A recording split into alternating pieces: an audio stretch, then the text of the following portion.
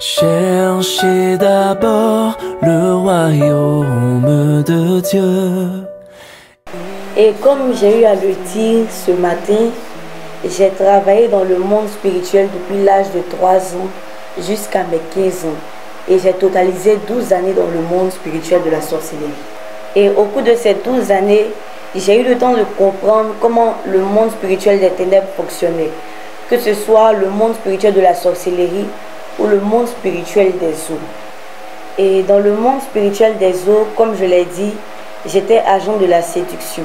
La sirène des eaux m'utilisait beaucoup dans la séduction, que ce soit au niveau des vêtements, au niveau des marques, au niveau même de mon apparence. La sirène des eaux, c'est une créature spirituelle qui est mi-femme, mi-poisson.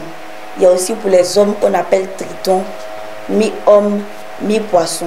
Et ce n'est pas la plus grande entité spirituelle. Ce n'est pas la plus grande entité spirituelle, mais c'est le plus grand agent du monde des ténèbres parce que sa particularité est de séduire les gens et de les amener à la perdition. C'est celle-là qui apporte le plus de personnes en enfer. Et on utilise ce sang-là pour fabriquer plusieurs choses, notamment les rouges à lèvres.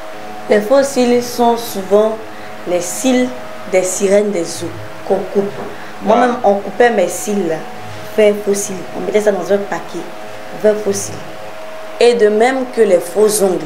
Les faux ongles sont en réalité des ongles de dragon qui ont été coupés, taillés, lissés et embellis pour fabriquer, pour donner ça aux femmes. Quand tu mets ça sur ta main, tu vois que c'est joli, mais spirituellement, ton apparence ressemble à des pattes de dragon. Mais le fond de teint, en réalité, est un masque que lorsqu'une femme met sur sa figure, ça se colle automatiquement sur son visage et ça lui donne une autre apparence spirituellement. Une apparence de mort ou une apparence de rejet.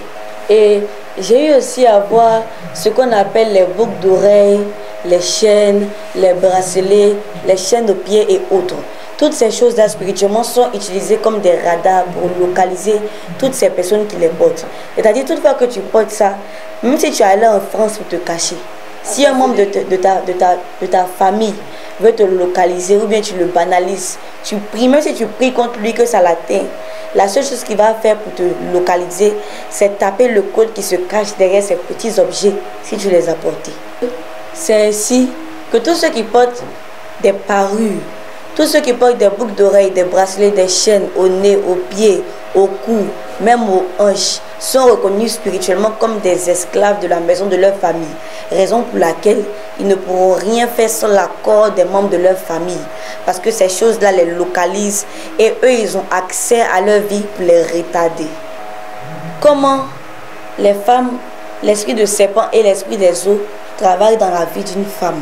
Lorsque ce serpent est dans la vie de la femme, il la pousse à tout le temps courir après les hommes, tout le temps chercher garçon, tout le temps vouloir être dans les bras des hommes, en train de pratiquer l'amour, en train de coucher ensemble.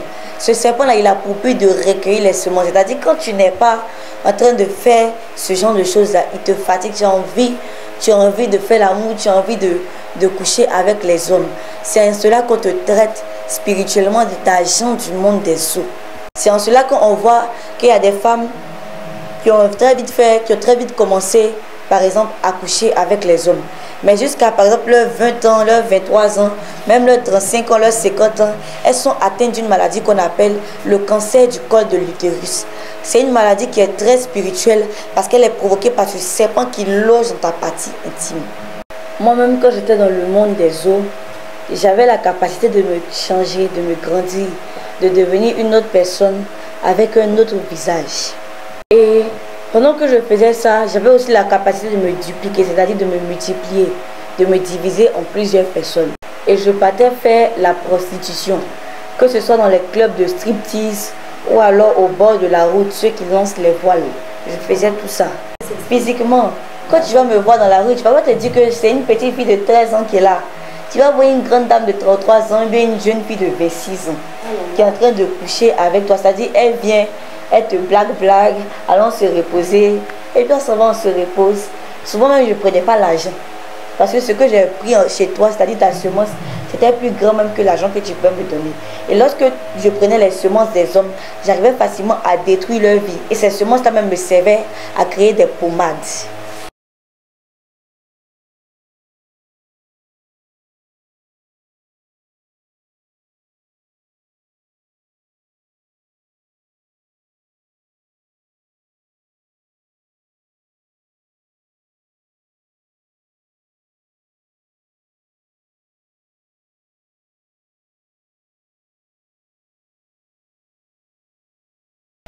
Bonsoir fidèles auditeurs et auditrices de la 98.0 de la radio locale de Guibérois. Nous sommes très heureux de vous retrouver encore dans ce studio pour cette émission relative à la grande croisade d'évangélisation organisée par l'Église armée de prière et de délivrance en Jésus-Christ. Sachez que c'est l'heure, dans pratiquement 1 heure ou 30 à 45 minutes, la croisade d'évangélisation, le programme proprement dit, au niveau du foyer polyvalent de Guibérois, sera entamé ici. Donc nous voulons rappeler à toutes nos populations d'ici et d'ailleurs à s'apprêter et à converger vers le foyer pour ce temps de prière intense où Jésus-Christ va encore se glorifier, car il est le Dieu qui est le même hier, aujourd'hui et éternellement. Il ne change pas. Sachez que pour cette émission, pour cette édition, nous avons à la présentation la prophétesse Brawa. Du côté de la technique, nous avons M. Nestor Zagadou. Et du côté de la caméra médiatique de l'église armée de prière et de délivrance, nous avons la prophétesse Christ éternel. Nous disons merci à la mairie, nous disons merci à la radio locale de Guibérois qui nous fait ce privilège de prendre le temps d'antenne pour pouvoir parler du programme qui est organisé ici dans la ville de Guibérois. Je vais présenter nos différents invités. Nous avons la prophétesse Dodo Ruth Assalé, Dodo Ruth, épouse Assalé. Nous avons également ici la servante de Dieu Adam Marie-Christiane de l'église armée de prière et de délivrance.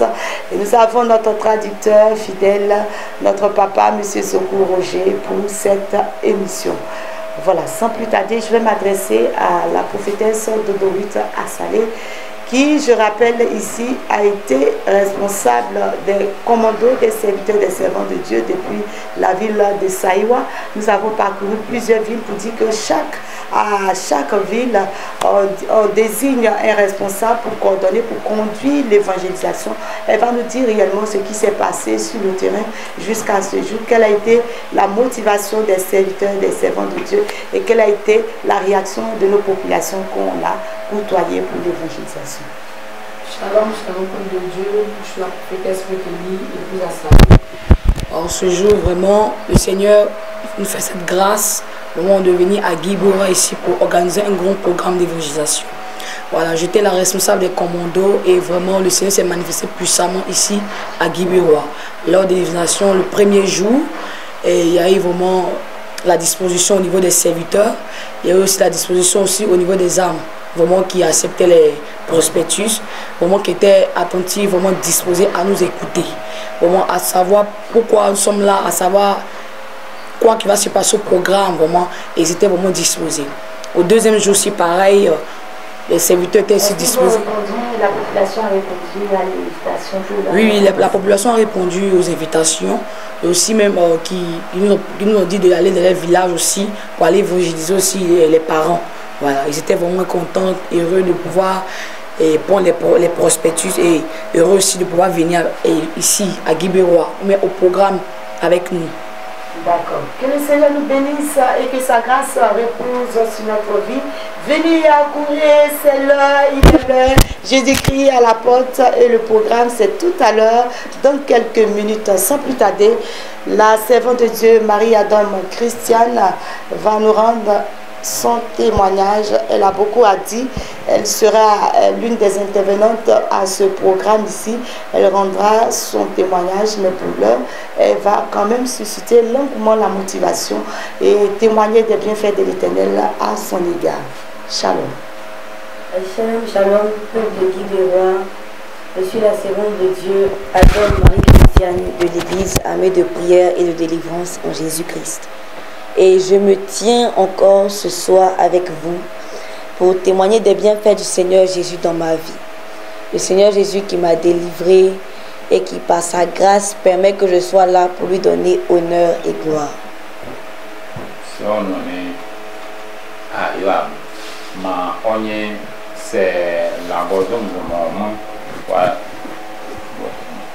Adam Marie-Christiane. Moi, Adam Marie-Christiane. Si on est, c'est la gozum du moment, la goyo, c'est pays goua, c'est pays moment, voilà. La goyo, c'est. il va dire moi que Bouddha, moi que tu demandes de dire c'est à que Yukuri Ponete. Et comme j'ai eu à le dire ce matin, j'ai travaillé dans le monde spirituel depuis l'âge de 3 ans jusqu'à mes 15 ans. Et j'ai totalisé 12 années dans le monde spirituel de la sorcellerie. Si on en est au cœur, Bizigu a dit au courte, au cas Yorbata ou Yote, au son, Yorbo, Basson ou Man, ou ya, c'est qu'à c'était au Kamao. Et au cours de ces 12 années, j'ai eu le temps de comprendre comment le monde spirituel des ténèbres fonctionnait. Que ce soit le monde spirituel de la sorcellerie ou le monde spirituel des eaux. Si on en est un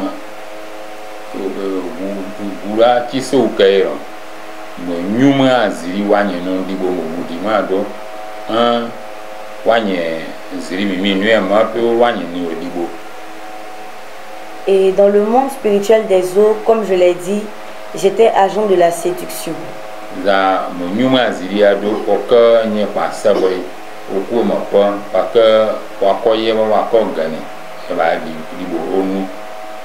La sirène des eaux m'utilisait beaucoup dans la séduction, que ce soit au niveau des vêtements, au niveau des marques, au niveau même de mon apparence. On est gasa popama o makedima makabanema gunyore mo onu adibo tiase. Et comment s'est fait mon initiation aux esprits des eaux?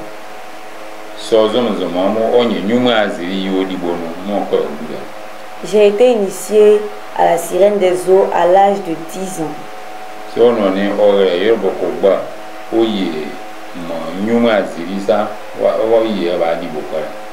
Par celle qui m'avait initié dans la sorcellerie.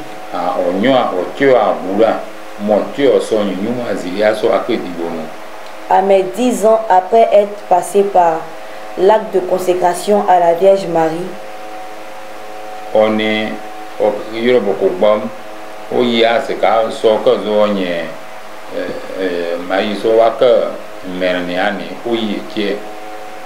elle est venue me chercher la nuit et elle m'a dit tu vas monter à un autre niveau dans le monde spirituel.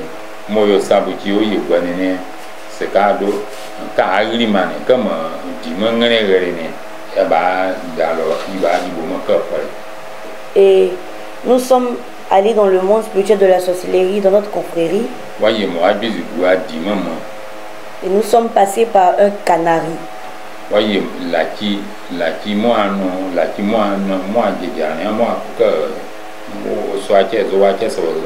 Et ce canari-là contenait des eaux. Contenait l'eau. Et dans cette eau, il y avait une image, l'image d'une plage.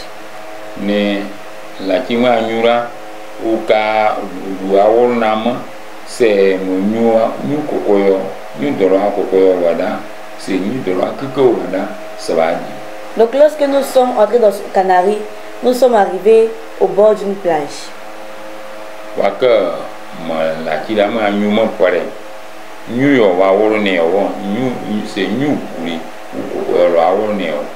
Et au même moment, il y avait plusieurs sirènes de toutes les couleurs, de toutes les tailles, de tout type de formes, de plusieurs origines qui étaient alignées au bord de cette plage.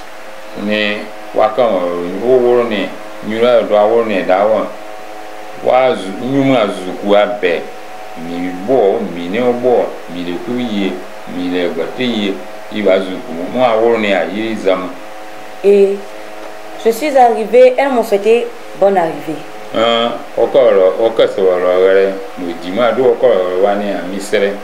Et la mer s'est divisée en deux.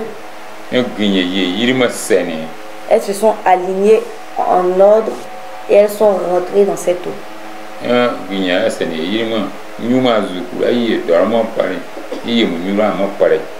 Donc celle qui m'avait initié et moi, nous étions derrière. Et nous sommes tous rentrés dans cette eau. Et lorsque je suis arrivé dans l'eau, la mer s'est refermée derrière nous. nous sommes arrivés dans le monde spirituel des eaux. Et dans ce monde-là, il y avait 3 niveaux.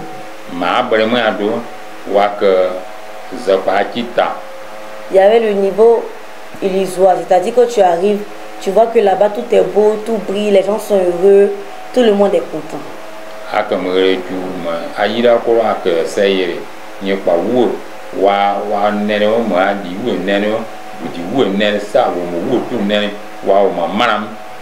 Et ce côté-là était plus rempli des enfants et des femmes. Après cela, nous sommes descendus à un autre niveau. Le deuxième niveau du monde des eaux, c'est l'industrie de fabrication.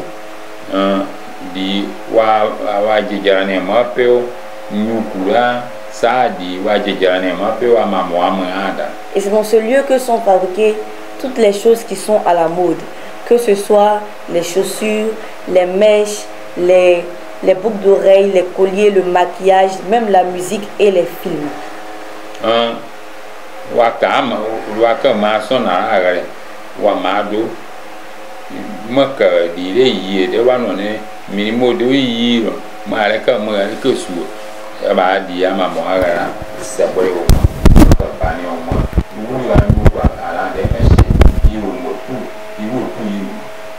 Pouvez-vous nous expliquer? Prophétesse d'autorité nous a salé. Vous voyez, elle a dit que c'est là-bas sont fabriquées les mèches, les chaussures. Or, dans la réalité physique, on a tendance à se poser la question, comment se fait-il que c'est sous l'eau que c'est fabriqué et puis physiquement on utilise? Est-ce que vous pouvez nous expliquer un peu le mécanisme? En fait, lorsque je suis arrivée, je me suis demandé, mais Haï, qu'est-ce qui se passe? Que toutes ces choses que nous voyons sur la terre sont ici. Et puis ils m'ont dit oui, que maintenant toi-même tu auras la charge de surveiller la fabrication de toutes ces choses. Que tu vas dessiner des modèles, tu vas dessiner des pantalons, des chaussures, des mèches et autres.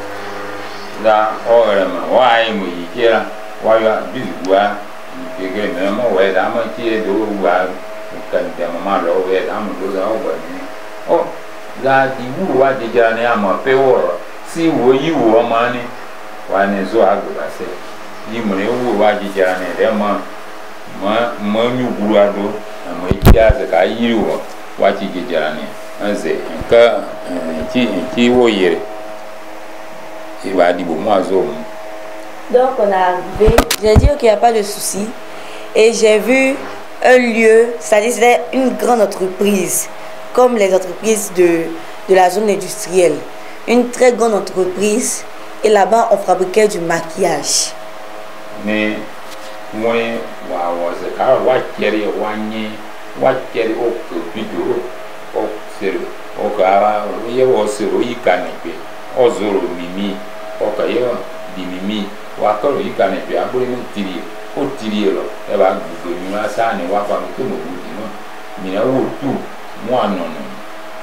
Et j'ai dit, comment se fabrique ce maquillage? On est là, c'est ça, à Djigani, on est un peu à dire, Diabina ou à Nonoda, Miazo, Wariao, à Djigani. Et elles m'ont expliqué que ce maquillage est fabriqué. Elles m'ont expliqué petit à petit comment on fabrique le maquillage.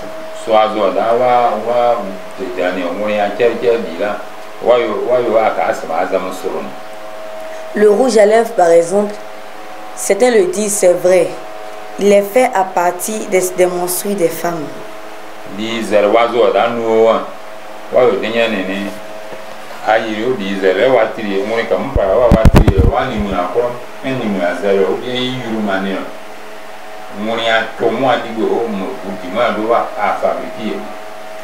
voilà, je te renvoie encore la question de savoir, les menstrues des femmes. Quelqu'un qui fait ses menstrues, comment se fait-il que sous l'eau c'est utilisé? Explique-nous, on veut comprendre. D'accord. Ok, donc premièrement, il y a 2 aspects. Il faut savoir que la plus grande part des serviettes hygiéniques pour femmes, qu'on appelle tous Vania, sont souvent fabriquées par des personnes qui travaillent dans le monde spirituel. C'est-à-dire ils ont la capacité là de relier cette serviette à un tuyau qui conduit directement au réservoir dans le monde spirituel. Donc toutefois qu'une femme fait ses menstrues dans cette serviette, le tuyau aspire et s'attire le sang. Spirituellement. Et il y a aussi un autre aspect, les fous. Plusieurs fous que nous voyons dans la rue, surtout qui se promènent beaucoup dans les poubelles, ne sont pas forcément des fous, mais des personnes qui ont pris une autre apparence spirituellement. Parce que j'ai eu à le dire, j'avais la capacité de me grandir ou bien de changer d'aspect spirituellement. Donc ces fous-là,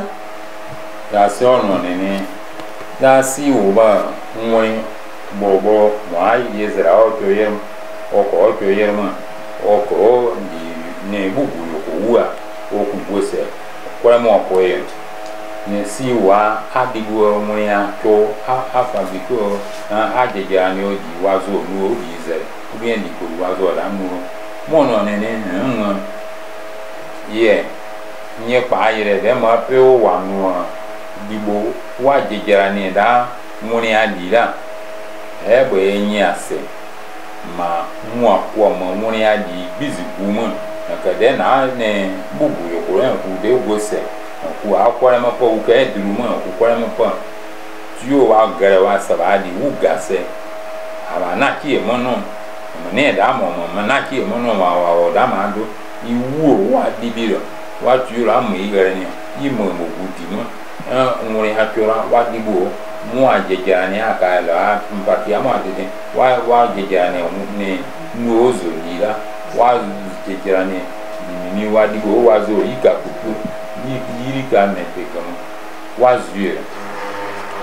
Donc, comme je peux le dire, ces fous-là, ils sont dans les poubelles. Vous les voyez en train de trier des déchets dans les poubelles.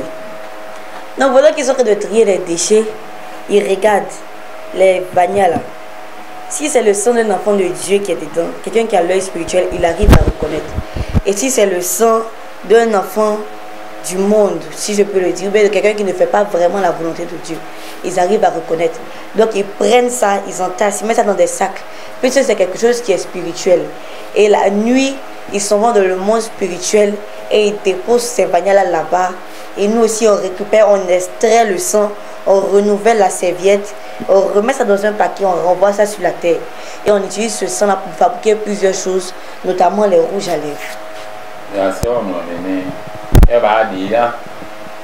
Voilà, da vanilla wa se da wo mo se wo aye nye pa mumu zereka ga gwenyo oyi o teriamo ku belma se mo apo kare ka o teriamo se o ka se tere o ka se ba yo ko re pira ki ko wa wo ma la bo mo wa ni wa ti no mo apero mo ne wa la bo yi wa ka wa ni no mo apero za o wa ti da wati dibu mo wati kuma o la bomo wa nera wati udibu mo anyemo wa ka wa de mo aworo wa be ba durura wa wori wa se wa si durumo durura mo adibu wa nu wa ke ni mo azeria wa ke ni mo apo upa e ba ni na wutu mo a jejera ni awa ka je mi apo da ko wa wo ni o so wa yi e ma pe o ye.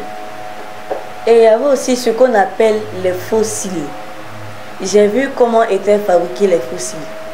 Ya oni yikanepe ngone zo adalo na yikanepe bo mane mo mane ara yiga bo mane yirma o ti u gana yirma ngano imodo la oni o iswazu wa jejerani. Les fossiles sont souvent les cils des sirènes des eaux qu'on coupe. Moi-même, on coupait mes cils là, vers fossiles. On mettait ça dans un paquet, vers fossiles. Voilà, les cils, wa yika kuku, yika nebera, on est dit, wa gana on est, wa dit, moi, adibiou, wa nu, on va payer peur, on est dit, wa yika nebera. Vous voyez, on a tendance à utiliser ces choses aujourd'hui, ces mèches, ces fossiles, ces faux ongles, ces rouges à lèvres. Le Seigneur nous veut naturel. La Bible déclare dans le livre de Genèse, quand Dieu a créé l'homme à son image et à sa ressemblance, il a dit tout c'était très bon. Comment peut-on ajouter quelque chose d'autre à ce qui est bon. Et puis nous, on entend faux, fossile, faux homme. Vous voyez comment le monde spirituel, le monde des ténèbres agit. Ça paraît être subtil, ça paraît être, ne pas être quelque chose de vrai, mais c'est ce qui est dans la réalité. Auditeurs, auditrices de la 98.0, écoutez attentivement ce témoignage, ce qui va vous donner de pouvoir véritablement revenir à la raison et vivre une vie saine, simple, selon le Seigneur. Et donc, dans ce même élan, c'est fossile. J'ai vu aussi que dans le monde des eaux, il y avait des dragons. Dans le monde spirituel même, il y a ce qu'on appelle des dragons. Ils sont de grandes créatures à cornes, à longues dents, aux yeux rouges et avec une grande queue.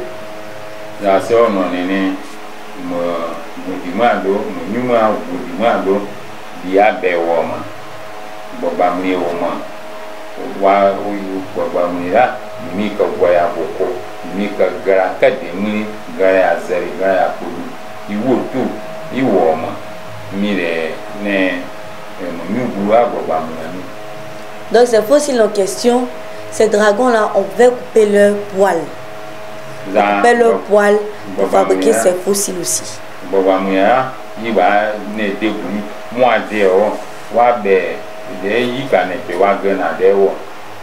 Et de même que les faux ongles. Les faux ongles sont en réalité des ongles de dragon qui ont été coupés, taillés, lissés et embellis pour fabriquer, pour donner ça aux femmes. Quand tu mets ça sur ta main, tu vois que c'est joli, mais spirituellement, ton apparence ressemble à des pattes de dragon.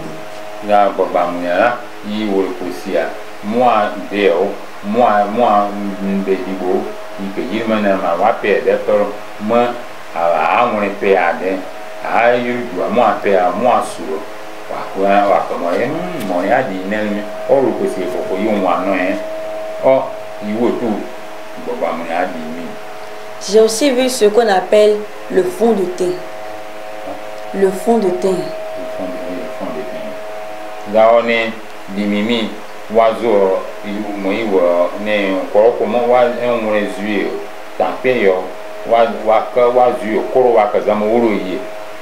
Certaines femmes utilisent le fond de teint pour cacher leurs rides ou alors pour cacher leurs imperfections sur leur visage pour paraître plus clean, plus propre.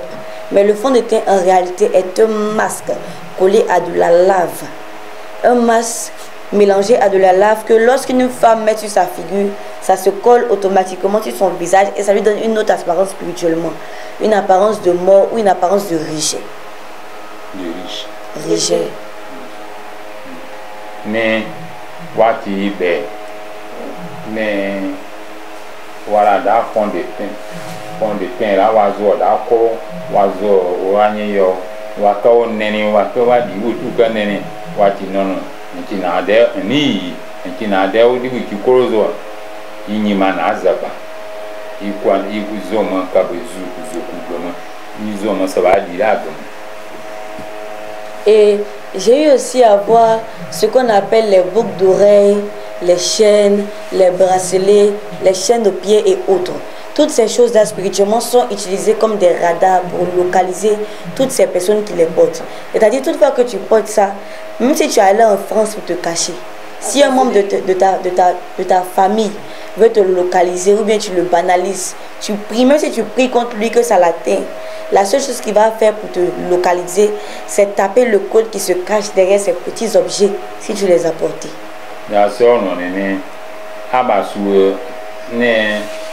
Goju bema bomo su goju ya mumu ozi gwani de wa ne bomo zakri ya dalu agwani mumu wa su le ya ipuribu wa su ipurima mumu o gogo awa o su bomo o ziu oni imura wo tu mo bizi gudi mo adibu ni epe ko ka ma debo nki tekese su wa mo bizi gudi mo ka yeba bo mo America bo mo France ma waka bone waka mo dumu wa iseka so aka zo waka mo re waka mo debo. Et je me suis demandé, mais comment ces petits objets que nous voyons, qui nous embellissent, peuvent servir de radar pour nous?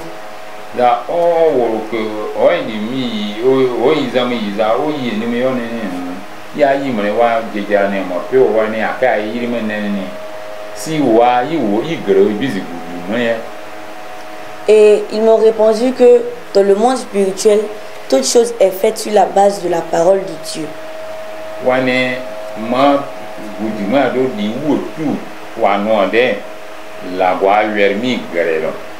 Et que dans la Bible, il était écrit, dans le livre d'Exode ou de Lévitique, quelque chose comme ça, que si un esclave, si tu es maître d'une maison et qu'un esclave ne veut pas te laisser, après 7 ans de travail avec toi, s'il ne veut pas te laisser, ton patron ne veut pas te laisser. Oui, si toi tu ne veux pas laisser ton patron, il faut qu'il mette un signe sur toi, c'est-à-dire soit il te fait porter une boucle d'oreille ou une boucle au nez, ou alors une chaîne, un collier ou quelque chose comme ça. Alors que ces choses-là, c'était des lois que les Égyptiens avaient prescrites.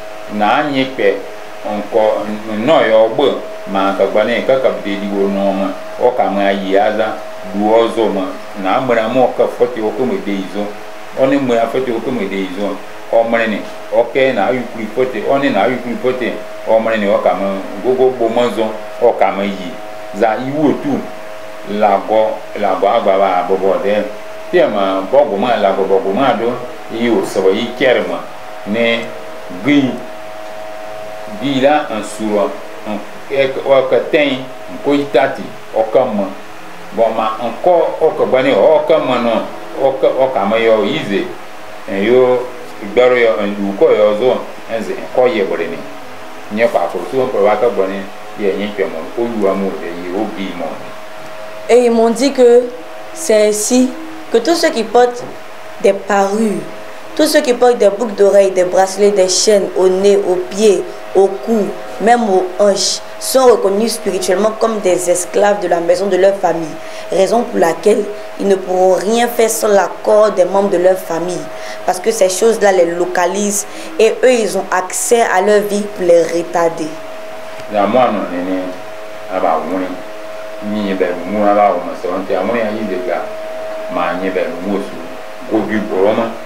Ko kama para o gogo ni mo bro mo woni o ba no pa mu wa wua wa gogo ko wua mo na se wu en woni wua mi iwo tu so no nene ko mo wo su so mo su di mi wore ya ma wa ko mo ka mo ko ne no ko ni mo su wore ya ma yi de ro ma enyi ase wua mi na mo agere ni wa mo de ni o de you wa ne mo de yi en ka mo goro mo woro en ka be de mo mama yi ma mo adigo wa o wa ter mo se so asu ordinateur wa su e se wa ni mo de goro mo lo wo se o ka mama mo da zizo ka ba ne ko du no na du no na ka mama na za pa ne ka mama ne ka da ko pri se wa le ya mo bubu ma na ke yi se wa we. Ils m'ont dit, regarde par exemple les chaînes. Quand tu entends chaîne, quand tu entends chaîne, ça te fait penser à quoi?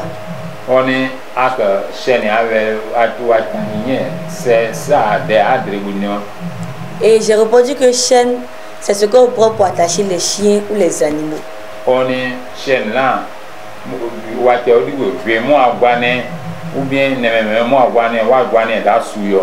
Et ils m'ont dit piercing. À qui est-ce que parmi les animaux on pèse le nez? Et j'ai dit mais c'est les bœufs. Donc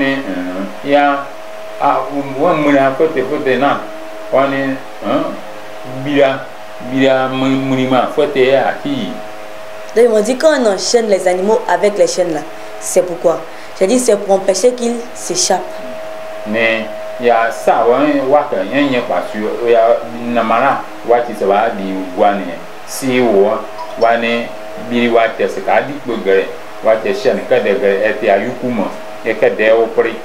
Et ils m'ont dit quand on pèse le nez des bœufs là, c'est pourquoi? J'ai dit c'est pour les reconnaître. au moins bonne année wa que bilia mena côté si wa kay yebre ni azam. Ils ont dit c'est ainsi que toutes les choses se passent. On est ça c'est on nous dit oui ça c'est qui prêt. Parce que toute personne qui ne travaille pas dans le monde spirituel de la sorcellerie, consciemment ou inconsciemment, spirituellement, il est représenté comme un animal. Mais mon goût moi do nyepé ono da o lui o nye dernier depo o bien ne me ase o ne me o la ça va di bo wa. Et toute fois que tu portes ces choses, là en ça va du sou que gogo promo sou que mon aboma ou boma no kusu ou soma no kusu ziklase il tout bon commune. Spirituellement ta représentation animale est liée. On est là-bas ou gassé ne me abremo wada un grero. Non, c'est comme ça ils m'ont expliqué pourquoi eux ils se permettent de fabriquer des chaînes, les boucles d'oreilles, les boucles au nez, les chaînes de pieds, les cordes et autres. Ça va le aboro. Chaîne mais et tout be bomane. Mais et bo bomane. Mais wazoma somane. Il que bobo no. Enze nye para ça va qui est waku dei wa doit ku certaine waku alors. Et ils ont aussi parlé de ce qu'on appelle les bayas. Wablia diku mala agridiku wawa moni wa den yi wablia mi yem. Et ils m'ont dit que toute femme qui porte des bayas, que ce soit un bébé, un enfant, un adulte, un jeune, est directement consacré à la sirène des eaux. C'est pour ça qu'il y a plusieurs femmes. On dit non, elles ont forme guitare ou bien elles ont une belle forme, petit hanche. Les femmes qui portent les bayas, elles aiment beaucoup exposer leurs hanches.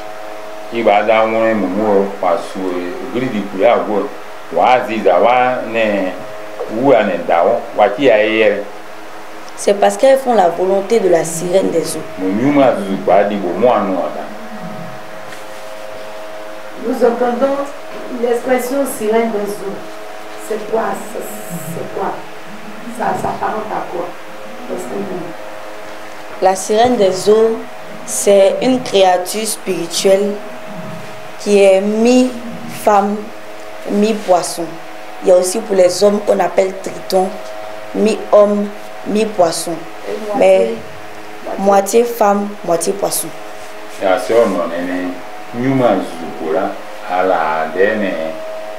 Mami watara ka yerema ale ngoro ale nyem ale ya ma ole nyido male ngoro moado male ngoro male nyido. Et ce n'est pas la plus grande entité spirituelle.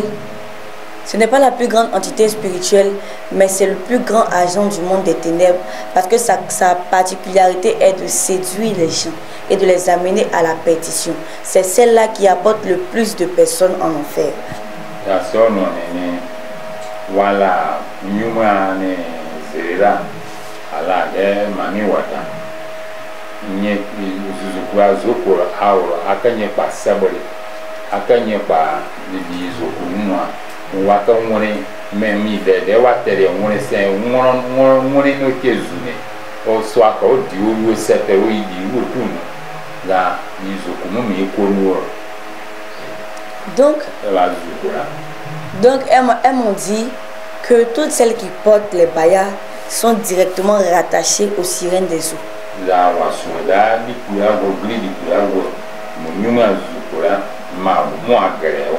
Et que c'est par ces bayas-là, par le fait de montrer ses hanches, que la sirène des eaux arrive à les mener dans le domaine de la séduction, dans le but de faire tomber les autres. Eba nyuma zukura wu anada sawa dikura ma ka magarene nze akama mokore ka sawa zukuru maka kanye dar sabri kanye pa sabri mala bo ma do ko sabri nye pe la bo nye pe o ka kwa ngona sete o ka ngona do ko du no ko sete o ka sawa di zukura ko mo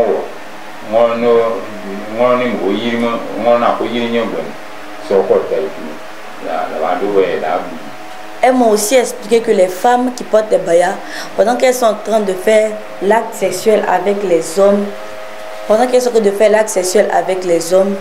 c'est comme un serpent qui quitte leur hanche, c'est-à-dire qui se déroule de leur hanche et qui les entoure, c'est-à-dire elles et l'homme en question.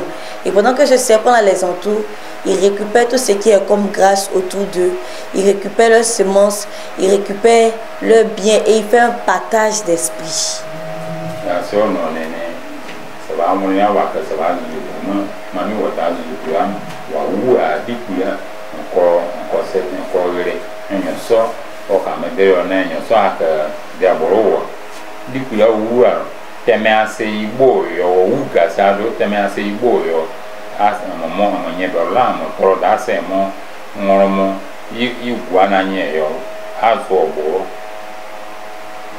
Donc c'est comme ça que j'ai compris pourquoi spirituellement les gens qui portent les boucles d'oreilles, les gens qui portent les bayas, les gens qui portent les chaînes, pourquoi les gens avaient la capacité de les localiser et d'atteindre à leur vie.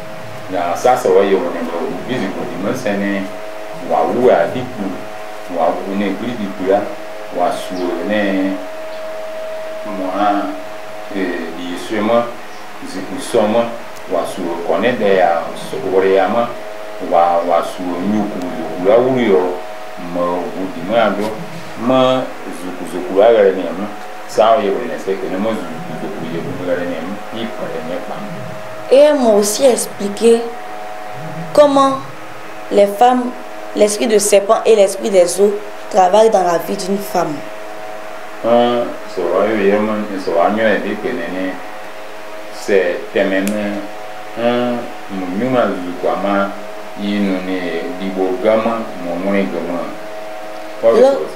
Lorsque la sirène des eaux est dans ta vie, elle vient automatiquement avec un serpent. Et ce serpent-là, il se trouve au niveau de l'utérus.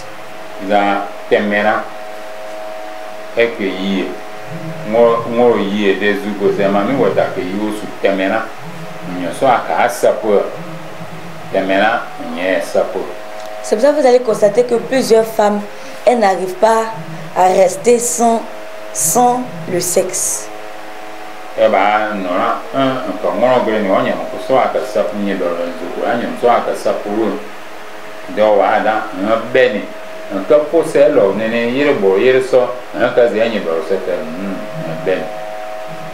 Et lorsque ce serpent est dans la vie de la femme, il la pousse à tout le temps courir après les hommes, tout le temps chercher garçons, tout le temps vouloir être dans les bras des hommes, en train de pratiquer l'amour, en train de coucher ensemble. Ce serpent-là, il a pour but de recueillir les semences. C'est-à-dire, quand tu n'es pas en train de faire ce genre de choses-là, il te fatigue, tu as envie de faire l'amour, tu as envie de coucher avec les hommes. C'est ainsi cela qu'on te traite spirituellement d'agent du monde des eaux.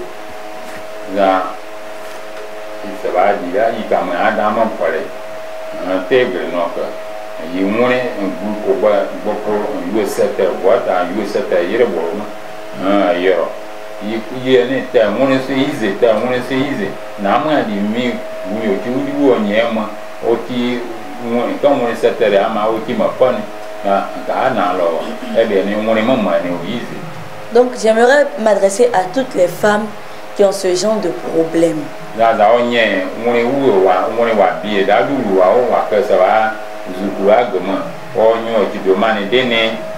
Si tu as constaté de telles manifestations dans ta vie,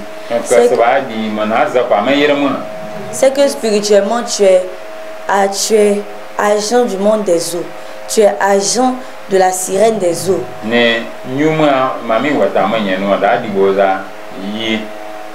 Ce genre de personnes, elles ont pour habitude de vouloir plaire. Lorsqu'elles vont passer, il faut que leur parfum sente. Il faut qu'on se retourne pour les regarder. Et puis elles n'arrivent pas à rester vraiment sans être dans les bras d'un homme.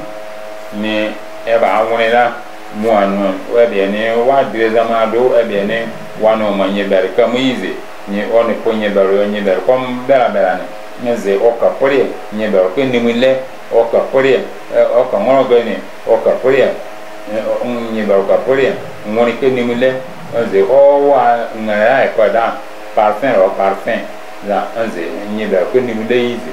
Pas que bon on m'en est à yirmer, on y va m'en est à yirmer. Si tu as ce genre de problème dans ta vie, vous venez chercher ta délivrance. Que ça, oui, que mon égout, que mon bouc-barré, mon épouse est cette terre, il va comme vous me bider.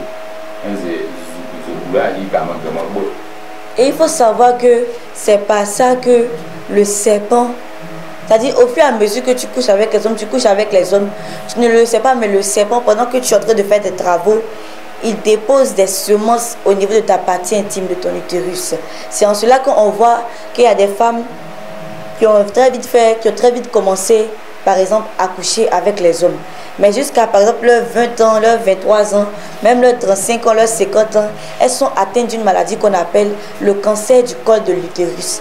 C'est une maladie qui est très spirituelle parce qu'elle est provoquée par ce serpent qui loge dans ta partie intime.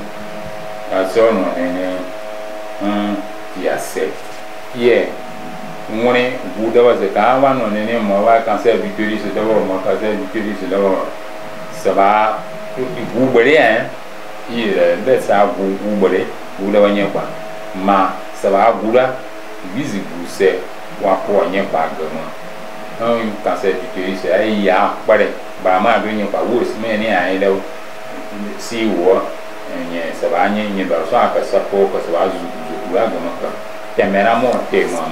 Un caméra gréement à mon démon, ou gassé gréement à mon démon, un boula ou de bâmon. Donc c'est un peu mon expérience avec le monde spirituel des hommes.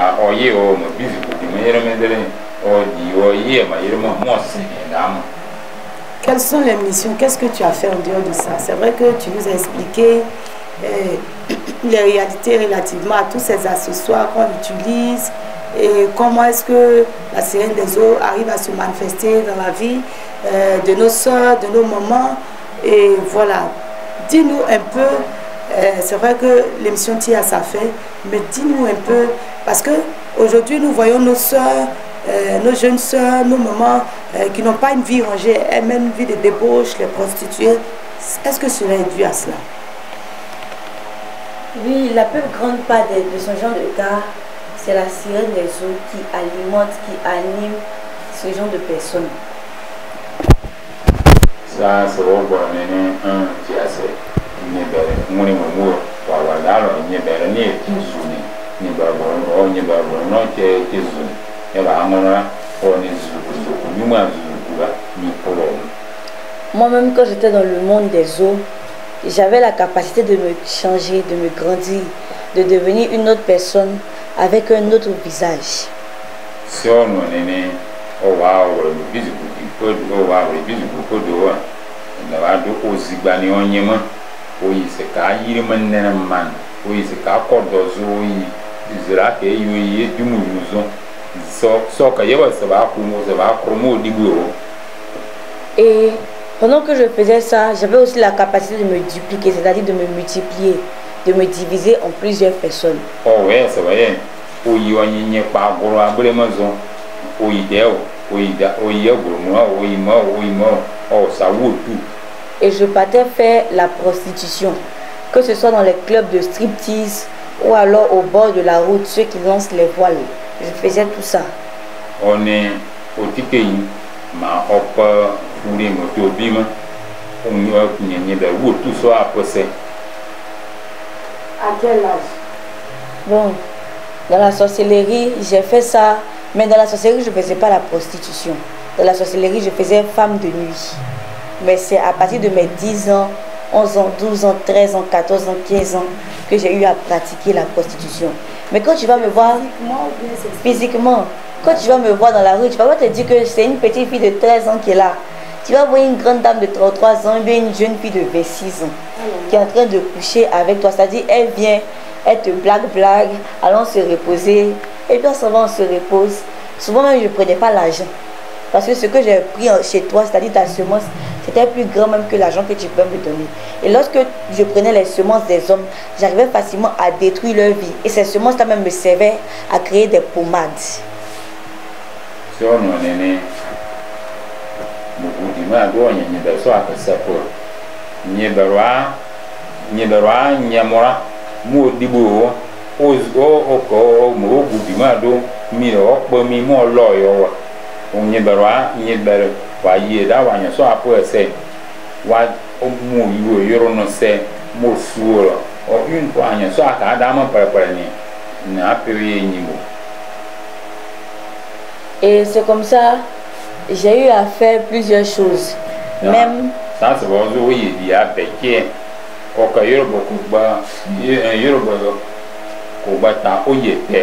même une fois, il y a un monsieur, on s'est rencontrés dans une boîte de nuit. On est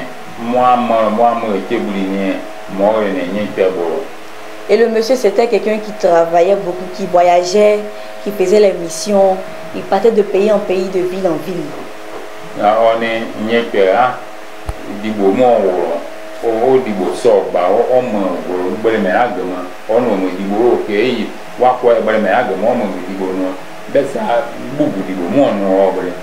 donc lui, il était marié, mais moi j'étais son deuxième bureau.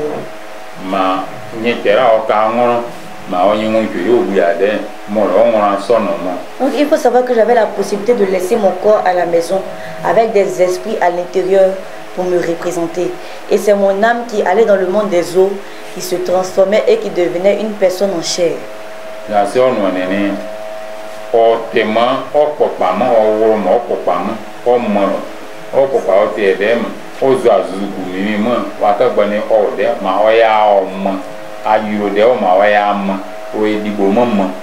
Donc le monsieur en question, il m'a vu, il dit il veut m'épouser.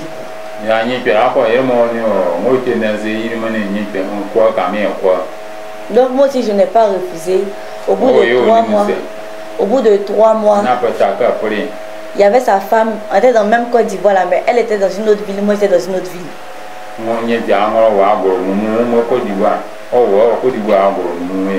Donc il n'a pas refusé, on a fait les présentations à mes parents. Pas mes parents physiques, mais on a créé une fausse famille spirituellement. Une famille, avec le monde des eaux, on a créé une fausse famille et on a dit que c'est de cette famille-là que je suis tirée. Donc, famille là, on garde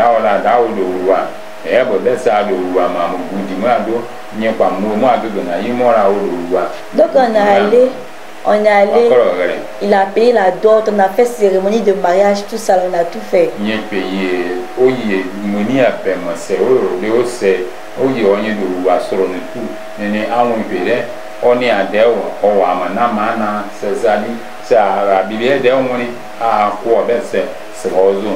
Et comment est-ce qu'il s'est rendu vers la fin que en réalité ce n'était pas quelque chose de vrai, mais c'était quelque chose de, je sais pas, de spirituel.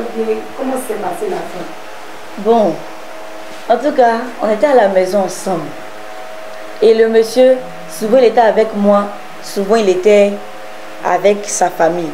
Et comme moi j'avais plusieurs démons avec lesquels je travaillais, j'avais la capacité soit de revenir dans mon propre corps, aller à l'école, de revenir dans mon propre corps pour aller à l'école, ou alors de laisser des démons dans mon corps et de venir dans le foyer. Donc souvent les gens venaient me saluer même, la belle famille venait me saluer, ils me comportaient normalement. Mais quand le monsieur et moi étions ensemble, c'était toujours les histoires, les discours, les faux palabres, les faux trucs. Quand il s'en va à la maison, soit je laisse les démons là, ils sont là, ils assument ma place, je retourne dans mon corps. Ou alors je laisse mon corps, je reviens. En tout cas, je faisais beaucoup l'échange.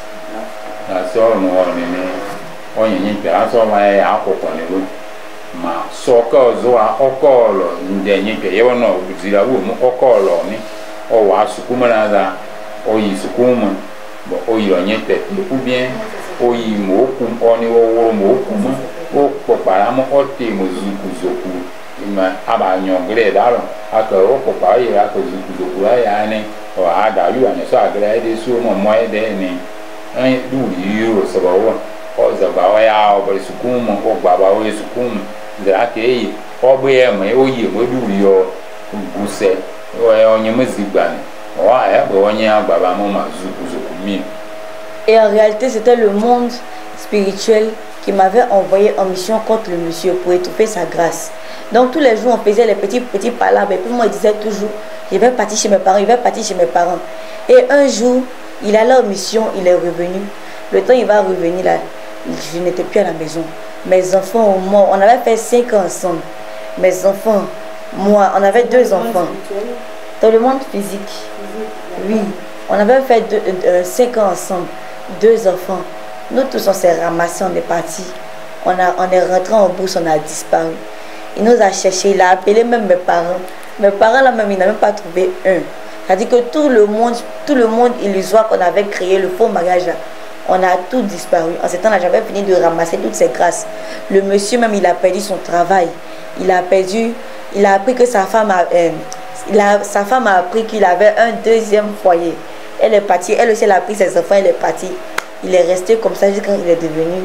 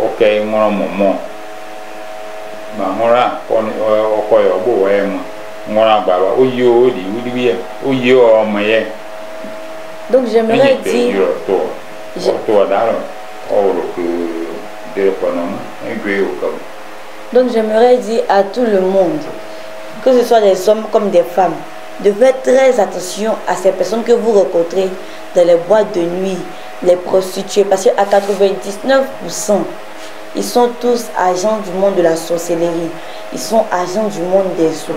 Donc faites très attention à ceux que vous allez soulever dehors, les 2e bureaux, les prostituées, les maîtresses, que vous allez soulever dehors pour venir déposer à la maison. Elles sont là pour détruire les vies. Elles sont là pour séduire, pour vous mélanger, pour vous abattre. Que ce soit les hommes comme les femmes.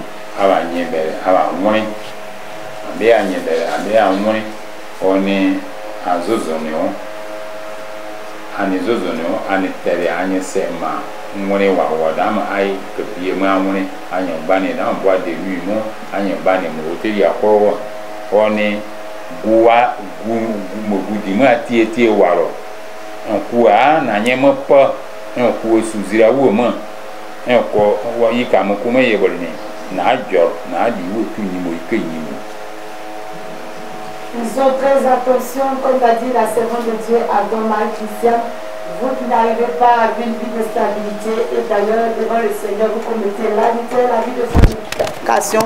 En agissant ainsi, lorsque vous mourrez, c'est l'enfer. Il est réservé à l'homme de mourir qu'une seule fois, après quoi vient le jugement.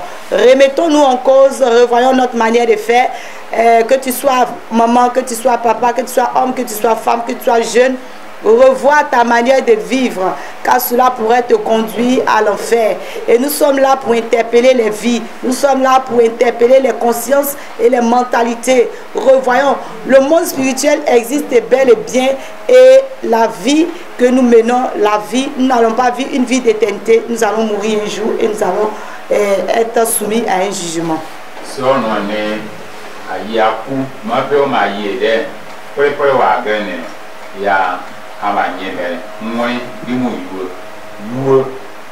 on est allé Ziban, on est allé à Zapama, on est allé à Péoma, on est après des demi à qui se sous ma nye pe kuku zigira ma la holo la wazigira wama la ayeya ni sabadi yaza akofanye ayema nze aka azapa akama zeri atia mukusimu.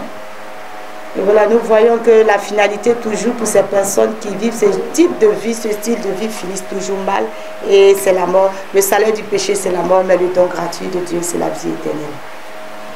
Mais n'y pas waka ça va zapa aïse penene wazapa uzombe la ne awuzombe sa ne moi enfin moi sur mon maman gagné maman là gagné wa yime mo kusumandawani wa yi wa yime mo kumandawani wa yime twane nyeke mo yeba mo rate o wo derzama yeba na te o ka mo twane mo de yi ba ga bubu anye pa be wa debo wa no mo wa mo ma de o ka o mo ma mo yo gani ade mo adebo no ya ami de ya zapa donc c'est à que la voix aussi à poursuivre à couper. Et voilà, nous sommes au thème de cette émission. Sachez que nous vous donnons rendez-vous à partir de 18h30 pour ce temps fort de prière au foyer polyvalent de Guy Bérois. Venez encore écouter ces différents témoignages pour nous édifier et pour réaliser que le monde spirituel existe. Venez, c'est tout à l'heure, dans quelques instants, que nous allons encore rentrer, je veux dire, en intimité avec le Seigneur Jésus-Christ. Sur ce, la prophétesse de Dorite épouse Assali va nous donner les différents contacts. Les contacts suivants, c'est le 07 13 47 62 92 et le 07 04 86 91 15. Le 07 13 47 62 92 et le 07 04 86 91 15. Shalom.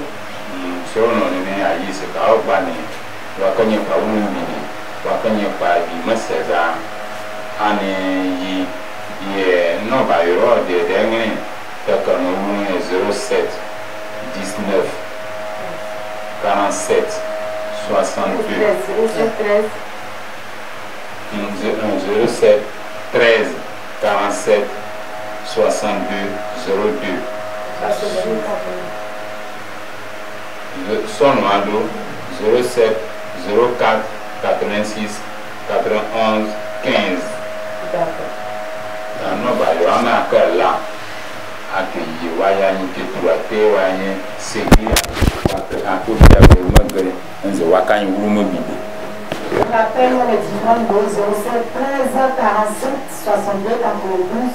07 04 86 91 15.